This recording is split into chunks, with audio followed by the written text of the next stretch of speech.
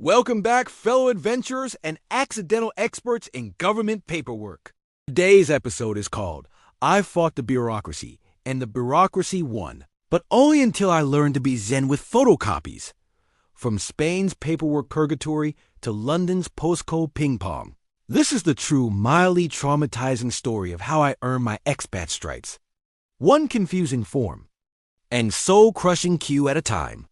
So grab a coffee, your favorite emotional support document folder, and maybe a stress ball, because we're diving into my most ridiculous visa moments. Let's laugh so we don't cry, shall we?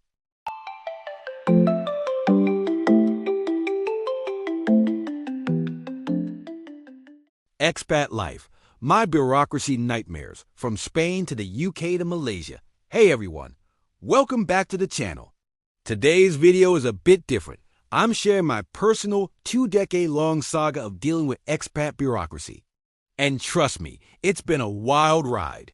From Spain's endless paperwork to Malaysia's medical exams that made me question my life choices, I've been through it all. So grab a coffee or something stronger and let us dive into the bureaucratic misadventures of the adaptable expat. Chapter 1. Spain, where my love-hate relationship with paperwork began. It all started when I got a job offer in Madrid. I was thrilled. Moving to Spain, sunshine, tapas, siestas, what could go wrong? Well, as it turns out, everything. First, my employer told me, "Don't worry, we'll handle your work visa." Spoiler alert, they had no idea how. I quickly learned that in Spain, you can't just apply for a work visa from inside the country. Nope, you have to go back to your home country and apply at the Spanish consulate there. So, I was already in Madrid with a good job offer from a reputable company. I could not pass up the opportunity. And I made a gentleman's pact. I worked for free until the work visa was granted, and I would go on paid holiday for the same amount of time once I had the paperwork done. After all, the application said it would be only 3 weeks, right? Wrong! 2 months went by. When the visa finally was granted, I had to fly all the way back to my home country, stand in line for hours at the consulate, and hand over a stack of documents that included my job contract, obviously a letter of good conduct saying I had no criminal record. By the way, that took 3 weeks to get. A medical certificate proving I wasn't bringing any exotic diseases into Spain, and that I was in great condition for a 30-something male. Finally, after weeks of waiting, I got my visa and moved back to Madrid. But the fun wasn't over yet. Within 30 days, I had to get my NIE card, Spain's version of a foreigner ID. That meant another early morning sprint to the police station, where I waited in line with hundreds of other stressed-out expats. Fast forward 3 years, and I was eligible for Spanish citizenship. That meant more paperwork and swearing loyalty to the king. But hey, I got my EU passport, and suddenly, life got a whole lot easier for me and for my family.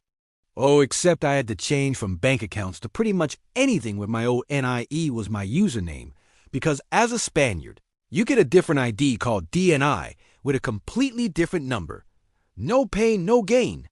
Chapter 2. London. EU privilege, but still a headache.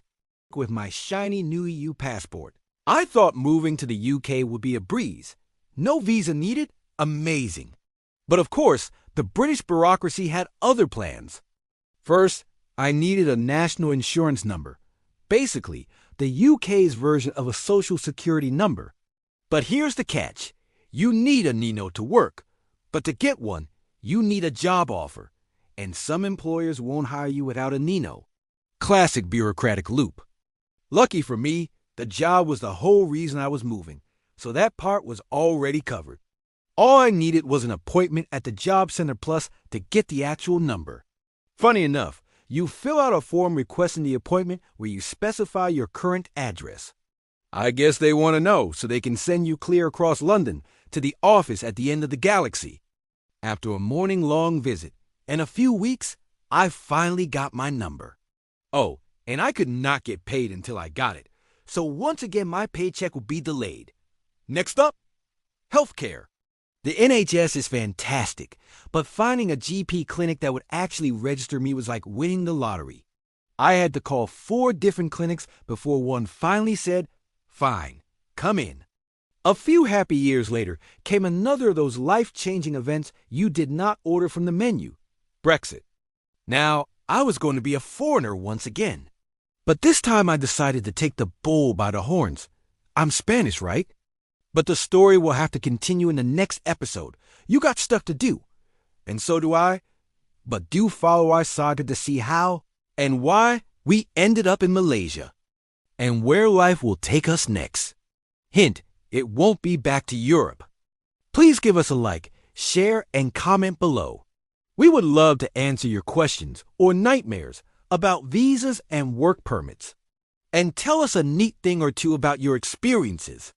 From KL, this is the Adaptable Expat reminding you to keep feeding your dreams.